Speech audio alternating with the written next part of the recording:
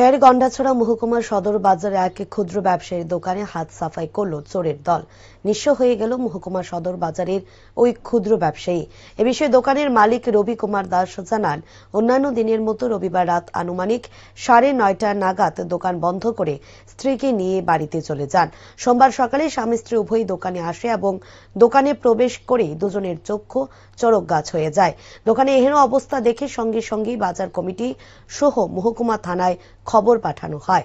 দোকান মালিকের বক্তব্য অনুযায়ী কেশ বাক্সে থাকা নগদ 9,000 টাকা এবং রেশন কার্ড চোরের দল চুরি করে নিয়ে যায়।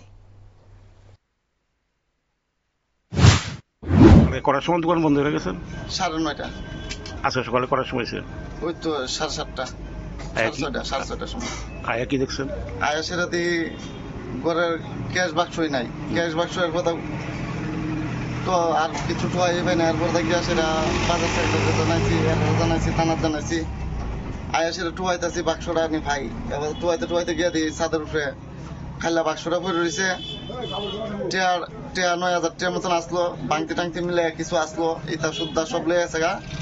আর শুধু রেশন কার্ডটা লয়ে গেছে গা, 8 হাড়ি নিছে গা, আর বাইক কাগজ সব পালাইতে হয়ে গেছে।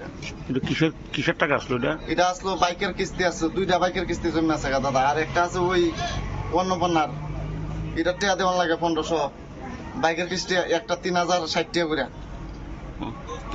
3টা টাকা জমা রয়েছে। এরপরে তো আমরা বাংতি টাকা টুকটাকে মিলে প্রায় 9,000 টাকার মতো। পুলিশ আইসে নি? পুলিশ হন আইছে না।